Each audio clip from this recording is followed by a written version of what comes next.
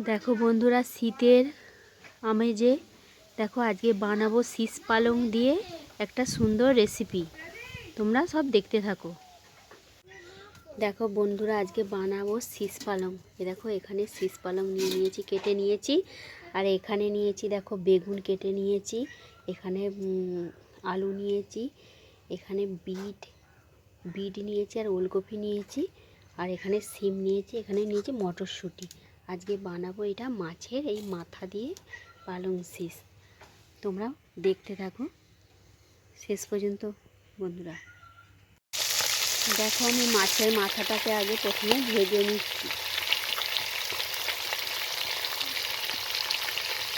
ভাজা হয়ে গেছে, এবার আমি বেগুনটাকে প্রথমে ভেজে নেব। ওই মাছের তেলেতেই বেগুনটাকে ভেজে নিচ্ছি।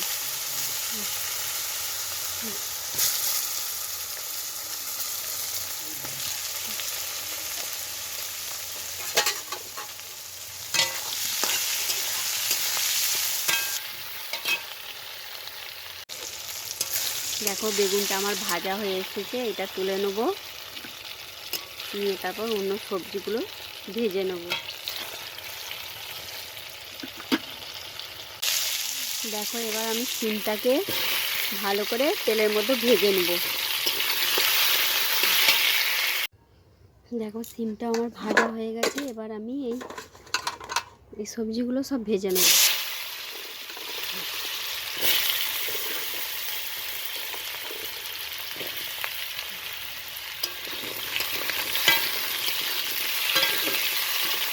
তোমরা ভিডিওটা শেষ পর্যন্ত দেখতে থাকো। দেখো আমাদের এবার এই সবজিগুলো ভাজা হয়ে এসেছে। এবার আমরা এই শাকটা তুলে দেবো ওর উপরে। ওর সঙ্গে শাকটা নেড়ে নেব।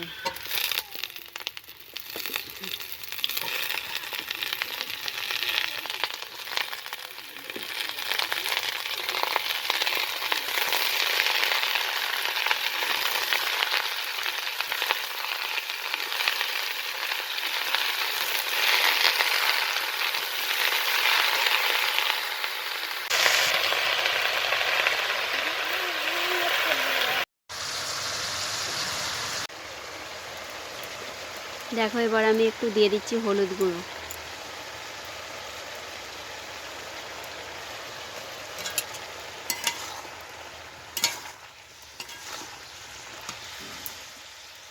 নাড়া হয়ে গেছে, এটাকে এবারে ঢেলে নেব।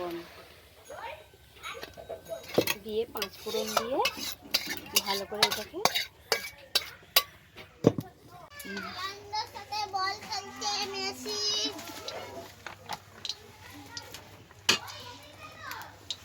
রেডি করতেছিস।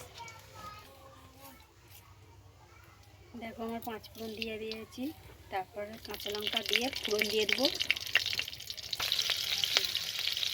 তারপর আমি সব সবজিগুলোকে তুলে দিচ্ছি।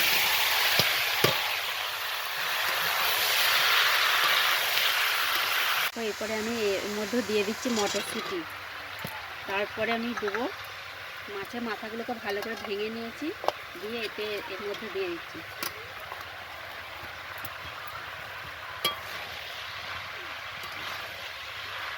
আজকে মানে কোনো মশলা ছাড়াই এইটা রান্না হবে।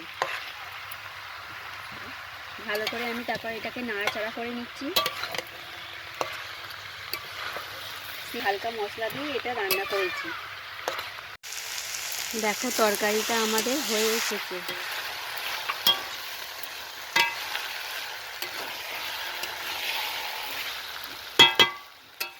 বন্ধুরা, প্রথম থেকে ভিডিওটা দেখার জন্য অসংখ্য ধন্যবাদ। আমাদের পাশে থেকো, আরও নিত্য নতুন রেসিপি নিয়ে তোমাদেরকে দেখাবো।